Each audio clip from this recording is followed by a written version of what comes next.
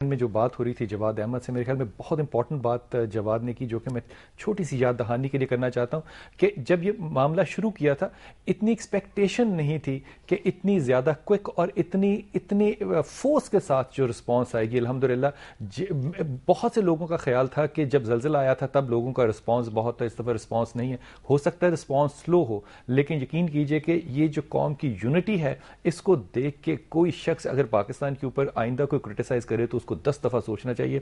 جواد نے بڑی اچھی بات کی کہ مچھروں کے لیے جو کوئل ہے وہ والا ہو جو کہ ماچس سے جلایا جا سکتا ہے، بجلی والا نہ ہو. جو اکاؤنٹ نمبر ہیں وہ کل انشاءاللہ تعالی سکرین پر چل رہے ہوں گے ان دوستوں کے لیے جو کہ یہاں پہ ڈائریکٹ ریچ خود فزیکلی سامان لے کے نہیں کر سکتے. موسٹ امپورٹنٹ تھنگ جو کہ شاید کسی کے ذہن میں نہیں آئی، دیٹ از کہ ہماری بہنیں مائیں وہاں پر ہیں، ان کے لیے جو سینیٹری نیپکنز ہیں وہ بھی ان لسٹ آف سامان میں انکلوڈ ہونی چاہیے، تو جو نہیں تھی اور اب ہم اس کو کریں گے. آج ہم حافظ رفیق صاحب سے انشاءاللہ تعالی 16ویں پارے کا تعارف لیں گے. حافظ صاحب السلام علیکم ورحمۃ اللہ وبرکاتہ. السلام ورحمۃ اللہ وبرکاتہ. اعوذ باللہ من الشیطان الرجیم. بسم اللہ الرحمن الرحیم. قال الم اقل لك انك لن تستطيع معي صبرا. صدق اللہ العظیم. رب اشرح لي صدری ويسر لي امری واحلل عقدۃ من لسانی یفقهوا قولی. آمین. اللهم انفعنا بما علمتنا وعلمنا ما ينفعنا. اللهم ارحمنا. آج انشاءاللہ ہم 16ویں پارے کا چیدہ چیزوں کے بارے میں غور و فکر کریں گے. 16ویں پارے کا جہاں سے آغاز ہو رہا ہے یہ اصل میں ایک یوں سمجھیں کہ حضرت خضر، یہ موسیٰ علیہ السلام کا جو ایک سفر ہے جس میں اللہ تعالیٰ نے ان کو بھیجا کہ جو ہمارے ایک بندے کے ساتھ آپ کچھ وقت گزارو اور ان چیزوں کو دیکھو کہ کائنات کے کچھ راز ہیں.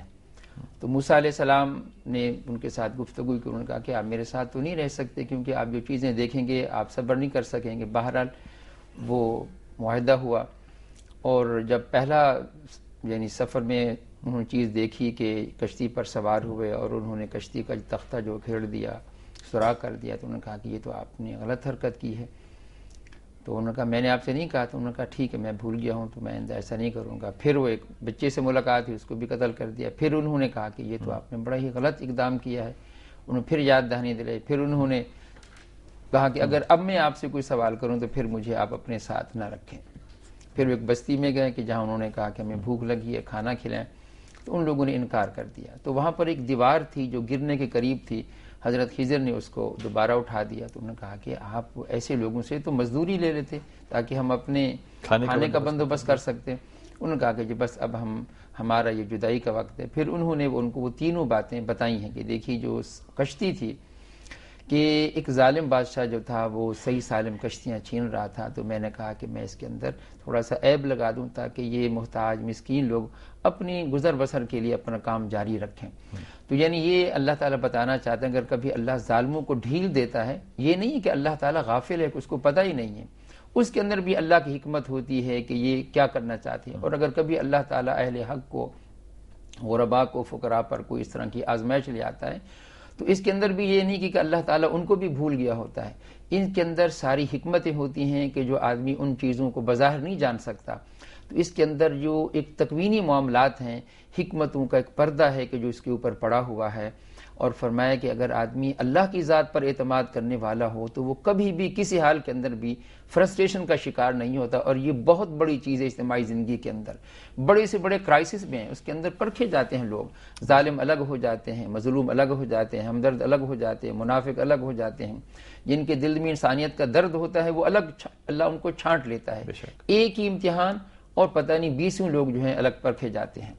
اس کے اندر ایک بات ہمیں اور بھی نظر آتی ہے کہ موسیٰ علیہ السلام نے جن جن باتوں پر اعتراض کیا، ہمیں رہنمائی ملتی ہے کہ اہل حق کے لیے اصل رہنما چیز جو ہے وہ دین اور شریعت ہے. اگر کوئی چیز بھی آپ اس کے خلاف دیکھیں بڑے سے بڑے آدمی سے بھی تو آپ ضرور پوچھیے. اور آپ صلی اللہ علیہ وسلم نے بھی صحابہ کی تربیت اسی طرح کی تھی کہ صحابہ ہر موقع پر کھڑے ہو جاتے تھے اور آپ سے پوچھتے تھے اور آپ ان کی حوصلہ افزائی فرماتے تھے. اس کے بعد ایک ذوالقرنین، یہ اصل میں سوالات تھے جو اہل کتاب کی طرف سے آئے اور قریش نے گویا کہ ان کو اون کر کے حضور سے پوچھا کہ دیکھیں یہ کیسے پیغمبر ہیں. اصل میں تو آپ کو بظاہر ناکام کرنے کے لیے تو اللہ تعالیٰ نے جس طرح ان سوالوں کے جوابات دیے ہیں، معلوم یہ ہوتا ہے کہ اس ماحول پر اس کو چسپاں کر دیا گیا ہے کہ ذوالقرنین اصل میں اس کا ذکر کل بھی آیا تھا 15ویں پارے کے شروع میں کہ یہود کے یہ بہت بڑے محسن تھے، یہ ایران کے بادشاہ تھے اور ان کا نام سائرس بھی ہے، خسرو بھی آتا ہے اور بھی اس طرح کے نام ہیں۔ یہ جو سوال کرتے تھے یہ رسول پاک صلی اللہ علیہ وسلم کو چیک کرنے کے لیے کہ آیا یہ سچے پیغمبر ہیں یا نہیں، تو اللہ تعالیٰ اس سوال کا جواب دیتے ہیں اور اس کے اندر ایک ایسی تصویر فٹ کرتے ہیں کہ اپنا اس آئینے کے اندر اپنا ذرا چہرہ دیکھ لو کہ اس وقت تم کیا کر رہے ہو اور صحابہ کرام کو کہاں کھڑا کیا جا رہا ہے۔ وہ کہ اس کے اندر قریش کے ظالم لوگوں کو کہا جا رہا ہے کہ اتنا بڑا بادشاہ جس نے 3 مہمیں کی، پہلی مہم کے اندر وہ مغرب تک پہنچا، یعنی عراق کو فتح کیا، بابل کو فتح کیا، شام کو فتح کیا، ترکی کو فتح کیا، پھر بحیرہ روم تک ساحل تک پہنچا ہے، اور پھر دوسری مہم کے اندر مشرق کی طرف گیا، یعنی یہ مکران، یہ قندھار اور یہ کابل اور بلخ کی طرف جو ہے، اور پھر تیسری مہم کے اندر اس نے جو ہے وہ قفقاز کے علاقوں کے اندر جو ہے شمال کی طرف وہاں پر ایک درہ بنایا۔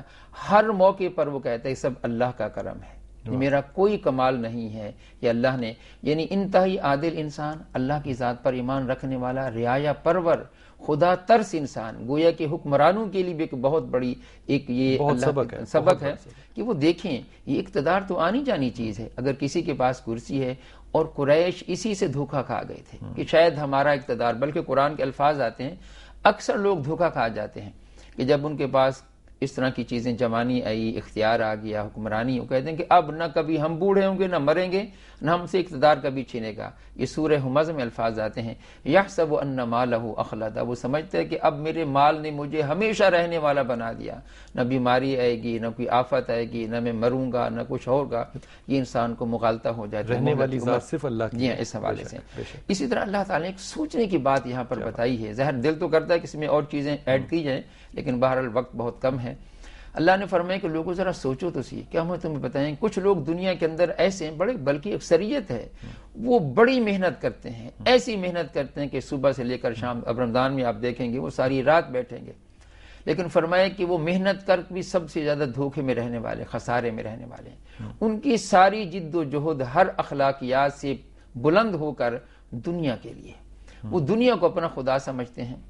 فرمایا کہ قل هل ننبئکم بالاخسرین اعمالا الذین ضل سعیہم فی الحیاۃ الدنیا وهم یحسبون یحسنون صنعا، وہ سمجھتے ہیں کہ ہم بہت اچھا کر رہے ہیں، یہی اصل کامیابی ہے، آخرت کو بھول جائیں گے، خدا کو بھول جائیں گے، اللہ کی مخلوقات کو بھول جائیں گے کہ ہم ان کے ساتھ کیا کر رہے ہیں۔ فرمایا کہ یہ بظاہر دنیا کی کامیابی کو خدا کے محبوب ہونے کی دلیل سمجھتے ہیں، بلکہ آگے فرمایا قریش مکہ کے بارے میں کہ جب ان کے سامنے قرآن پڑھا جاتا ہے، قرآن ان کو توجہ دلاتا ہے کہ تم سوچو ذرا، وہ کہتے ہیں کہ بھئی اہل ایمان ذرا ہم تقابل کریں، تمہارے پاس کیا ہے؟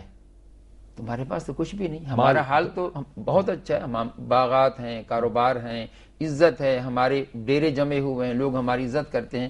تو معلوم یہ ہوتا ہے کہ ہمارے پاس مال ہے، ہمارا عقیدہ بھی صحیح، ہمارا عمل بھی ہمارا صحیح، اللہ بھی ہم سے راضی۔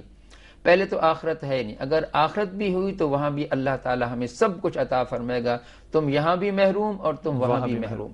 یہ گویا کہ یہ دلیل دیتے ہیں اپنے خدا کے محبوب ہونے کی، تو اللہ فرماتے ہیں نہیں، ایسا نہیں ہے، یہ تو دنیا آزمائش کے لیے ہے۔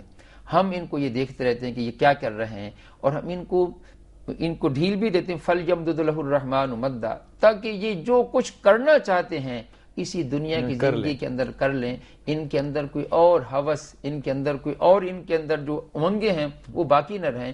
آخرت کی زندگی تو کبھی ختم ہونے والی بھی نہیں ہے، یہ حجت ہے جو خدا یہی پوری ظاہر بات ہے، ظاہر، اور بندہ خود جان جاتا ہے، بڑے سے بڑا ظالم بھی دل گواہی دے دیتا ہے کہ میں مجرم ہوں، یعنی اوروں کے سامنے وہ مانے نہ مانے لیکن اندر خود مانتا ہے کہ میں کتنا بڑا مجرم ہوں، اور خدا کا بھی اور اللہ کی مخلوق کا بھی۔ اسی طرح کچھ لوگ حضور سے معجزات مانگتے تھے کہ یہ کریں یہ کریں، ان کے لیے بڑی پیاری بات سورہ کہف کے آخر میں آئی ہے کہ لوگوں تم اللہ کی نشانیاں نہیں دیکھتے ہو، اپنے وجود کو دیکھو، آفاق کو دیکھو، انفس کو دیکھو، پوری کائنات کو، یہ سب اللہ کی نشانیاں ہیں۔ فرمایا کہ اگر یہ سمندر سب کے سب سیاہی بن جائیں اور یہ درخت کلمے بن جائیں اور اللہ تعالیٰ کی نشانی کو لکھنا شروع کر دیں گے، یہ سیاہی بھی ختم ہو جائے گی، یہ درخت بھی گھس کر ختم ہو جائیں گے، لیکن اللہ تعالیٰ کے کام، اللہ کی صفات، اللہ کی نشانیاں وہ کبھی ختم ہونے والے نہیں ہیں۔ اتنے بڑے اللہ کو جو ہر چاروں طرف تم گھیرے ہوئے تم اس کو بھول جاتے ہو، صرف یہ کہ وہ انویزیبل ہے، اس کی نشانی تو ہر جگہ پر موجود ہیں، بشرطے کہ بلکہ الفاظ آتے ہیں فرمائیں کہ یہ آنکھیں اندھی نہیں ہوتی ہیں بلکہ جب دل اندھے ہو جاتے ہیں تو پھر انسان سے بڑھ کر کوئی اندھی چیز نہیں رہ جاتی۔ فَإِنَّهَا لَا تَعْمَى الْأَبْصَارُ وَلَكِنْ تَعْمَى الْقُلُوبُ الَّتِي فِي الصُّدُورِ۔ خاص طور پر میں چاہوں گا 16ویں پارے کے اندر 2 دعائیں آئی ہیں، ایک ہے رب اشرح لی جو آپ اکثر پڑھتے رہتے ہیں، اور ایک یہ تو ہے موسیٰ علیہ السلام کی، جب اللہ کا تعالیٰ نے ان کو بلایا کوہ طور پر سے گفتگو کی، سب کچھ کیا، تو